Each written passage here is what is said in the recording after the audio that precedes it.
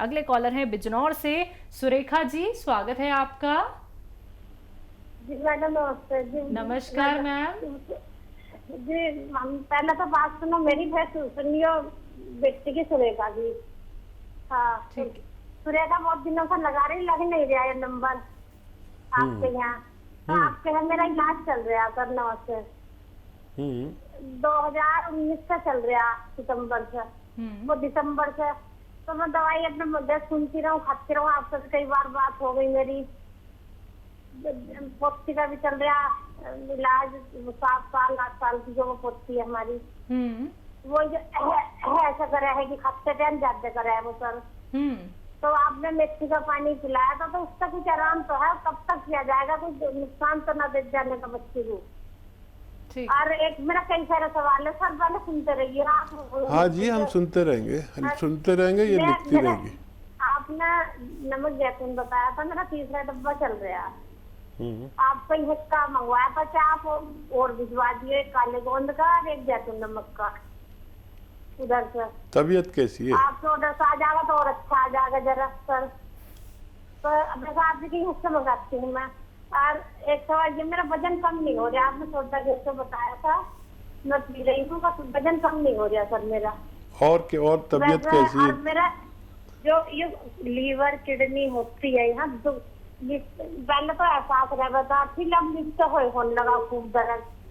अब मैं क्यों जा रही लगातार। आपने किसी को धनिया बताया था लीवर के उसमें यही चीज घोल के, तो मैं धनिया ले रही थी 4 दिन से। तो ये दुखन जो है ये किस वजह से है सर? मैं डॉक्टर पर जाती हुई डरती हूँ, डॉक्टर पर नहीं जाती हूँ। और ये सर मेरा वजन की ओर बता दिए सर, वजन बहुत ज्यादा है।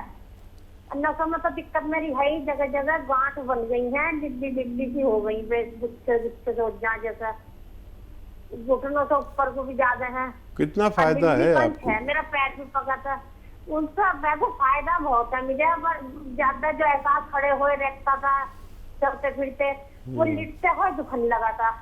अब जब से मैं धनिया खा रही हूँ, पता नहीं उससे है थोड़ा बहुत अंतर लग रहा मुझे। 3-4 दिन तक शुरू करा धनिया से। और जैतून नमक के डिब्बे पी गई मैं 3 साल। वो आपने बताया था प्याज के लिए, मुझे प्याज लगने लगी थी बहुत दवाइयों से। वो गलती मेरी भी हो गई। और आपके है मैं भूज के दवाई खाती रही ना, मंगवा के अच्छी भी चल रही, मेरा पैर पक आया था। यही जो नसों में दिक्कत आ गया, तो ये डॉक्टर बताया था कि अल्सर की बीमारी है नसों में जो पकिया में ये। तो वे भी मेरी पका ना, ऐसा दवा बताइए सर। बस आपको ऐसा नहीं बोल रही, बहुत परेशान हूँ मैं। मैं दवाई खा रही आपकी, मंगवा जाऊँ खाओ जाऊँ। ठीक है, बहुत अच्छा हुआ आज फोन मिल गया। और देखियो, अल्सर जो है वो आंतों में होता है, नसों में नहीं होता। और अगर अल्सर है तो डॉक्टर की भी दवाई लिया करो, डॉक्टर से मत डरा करो। कभी कभी ये दोनों दवाइयाँ साथ में लेनी होती है। फ़ायदा है आपको, लेकिन काफ़ी टाइम हो गया। तो अपने डॉक्टर के मशवरे में भी रहें, उनकी दवाएं भी लें और ये भी लेते रहें। और बच्ची को फ़ायदा है, आप उसे काफ़ी दिन तक भी दे सकते हैं बच्ची को। और आप मशवरा करते रहें। मेरी से बात नहीं हो तो हमारे किसी लेडी डॉक्टर से, हमारे यहाँ लेडी डॉक्टर भी हैं, जेंट्स भी हैं, पूरी बात खुल के कर सकते हैं। और मुझसे अच्छा मशवरा वो दे सकते हैं। मेरा तो नाम ही नाम है, मुझसे बेहतर डॉक्टर्स मेरे साथ रहते हैं जो आपकी कॉल पर बात कर सकते हैं। और फ़ायदा है तो जारी रखिए।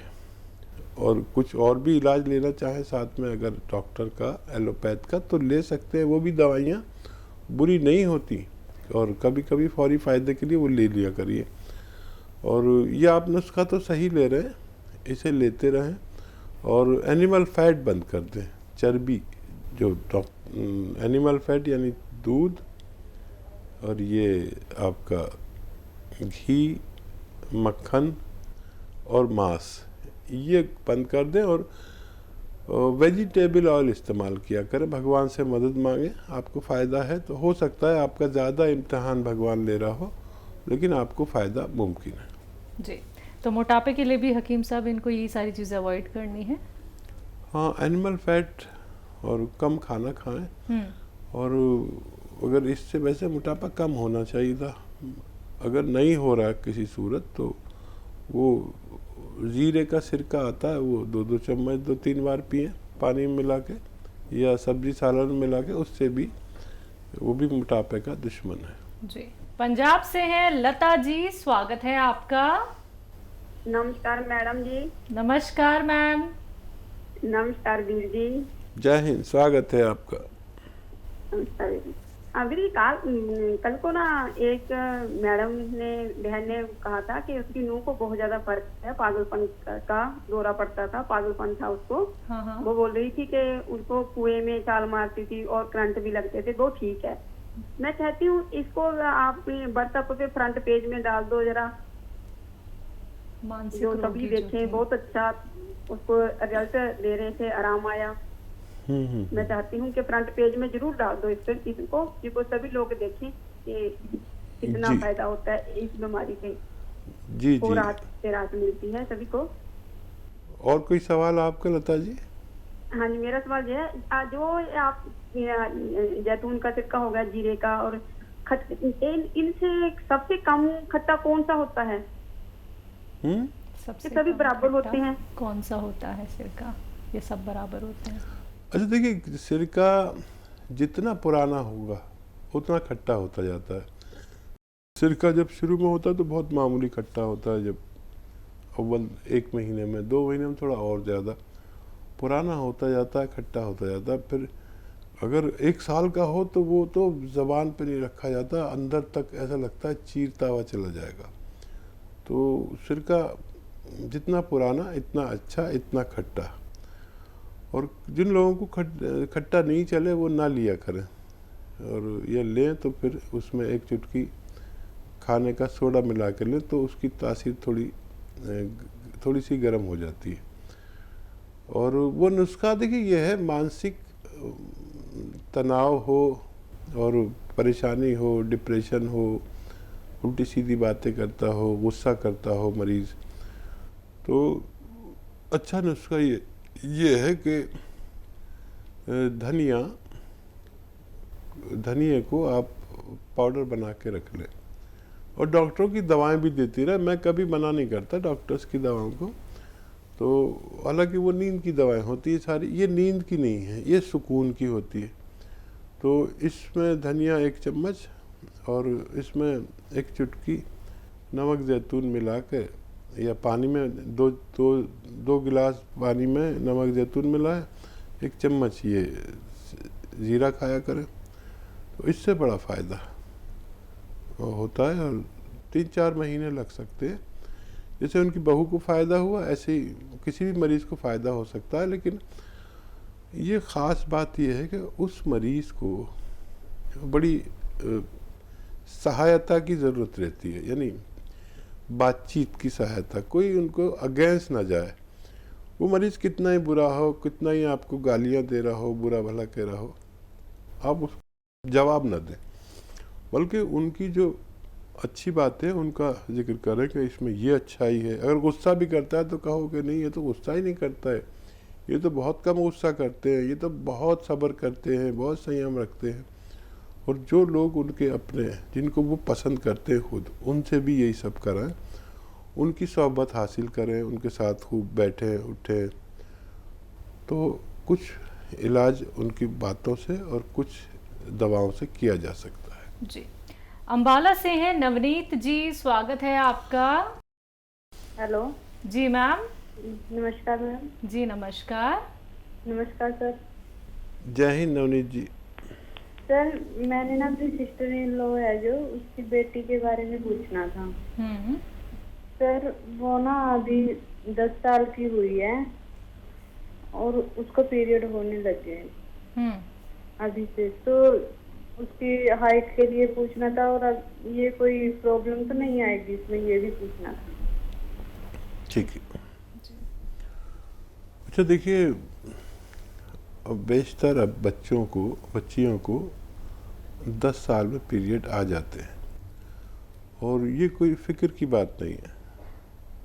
और अभी गोंद मोरिंगा सफ़ेद आप उन्हें दे सकते हैं, अभी कम उम्र है, आधा ग्राम सुबह, आधा ग्राम शाम, शहद में मिला के या दूध के साथ या पानी के साथ या नारियल पानी के साथ, जैसे भी वो पसंद करें, आधा आधा ग्राम 2 हिस्सों में दें। वैसे 12 साल के लोगों को मैं 1 ग्राम एक बार खिलाने को कहता हूँ, लेकिन इनको 2 हिस्सों में खिलाएं क्योंकि ये 10 साल के हैं।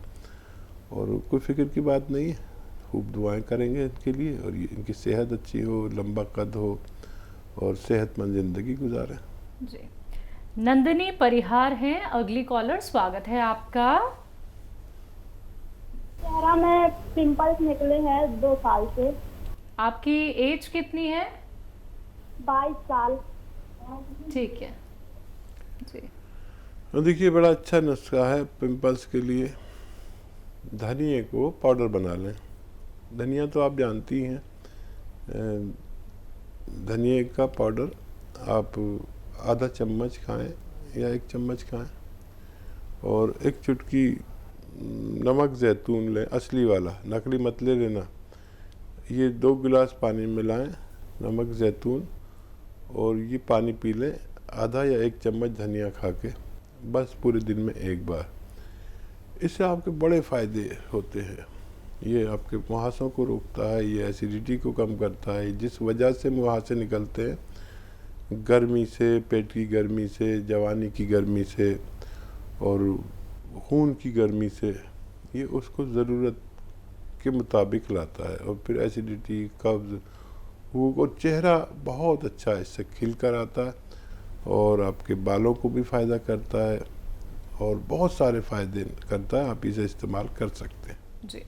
महाराष्ट्र से हैं आसमा, स्वागत है आपका। हेलो। हाँ जी।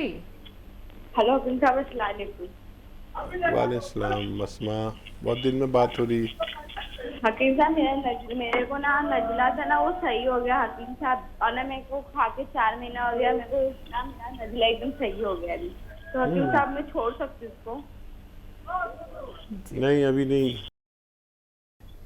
5-6 महीने खाना है और वो सारे परहेज करने हैं। और मुझे नहीं लगता 4 महीने हो गए, मुझे तो लग रहा है कि 2 महीने या 2.5 महीने हुए हैं। आप बिल्कुल बेईमानी से वो ना करें, पूरे 4-5 महीने तो खाना ही है। 1 महीना और खाएं, फिर आप छोड़ सकते हैं। फिर आप वो नुस्खा इस्तेमाल कर सकते हैं जिसकी इस्तेमाल करने की आपको जल्दी है। जी, चंडीगढ़ से हैं रजनी, स्वागत है आपका। नमस्ते मैम। जी नमस्कार मैम। हाँ जी, मेरा क्वेश्चन है, मेरी मासी हैं, वो 70 साल की एज की हैं, उनकी बॉडी में बहुत पेन रहता है और उनको नसों की प्रॉब्लम भी है। ठीक है जी। तो देखिए, बहुत अच्छे लोग हैं जो अपने इतनी उम्र दराज अजीज़ को बारे में सोचते हैं। भगवान आपसे बड़ा खुश होगा।